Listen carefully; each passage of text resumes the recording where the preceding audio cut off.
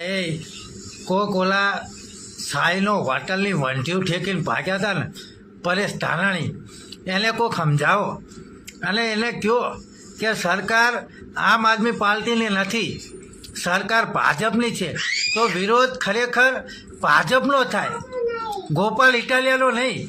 ગોપાલ ઇટાલિયાના કારણે આજે મંત્રી, ધારાસભ્યો, તંત્રી બધાય ખેતરે ખેડૂતના ખેતરમાં જઈ અને ખેડૂતોને મળે છે.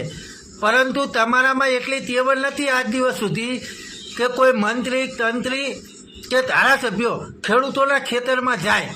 અને પ્રથમ વખત ગોપાલ ઇટાલિયાના કારણે ખેડૂતોના ખેતરમાં મંત્રી અને ધારાસભ્ય રખડે છે.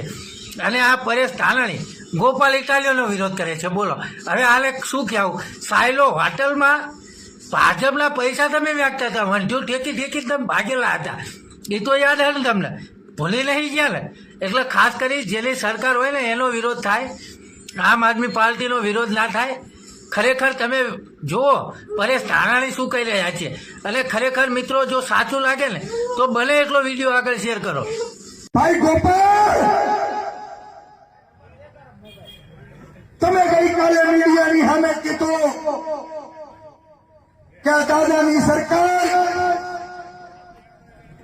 હેક્ટરે 50,000 રૂપિયા એટલે વીઘે 8,000 રૂપિયા સહાય ચૂકવી દે, એટલે હું ઉકાળા પગે દાદાના દરબારમાં મુજરો કરવા જાય. હું તો કેદુનો કહું છું કે આપને બાપ બે એક માના સંતાન છે.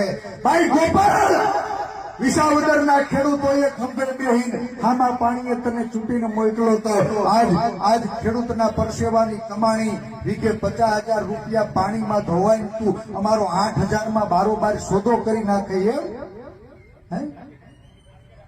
આખા ગુજરાતના ખેડૂતોનો વીઘે 8,000 રૂપિયામાં બારોબાર સોદો કરવાનું ષડયંત્ર રચાણું છે. ત્યારે વડિયાના પાદરમાં કહું છું કે ભાઈ ગોપાલ, ખબરદાર, તમારે વેચાવવું હોય તો વેચાવ. તમારા પેકેજ ભલે નક્કી થઈ ગયા, અમારા પેકેજ અમારો ખેડૂત નક્કી કરશે. જગતનો તાજ જમીન ઉપર સંઘર્ષ કરનારો માણા હારે બેહીને નક્કી કરશે. કરવું છે નહીં કે 8,000 બારોબાર સોદો કરાવી નાખવો.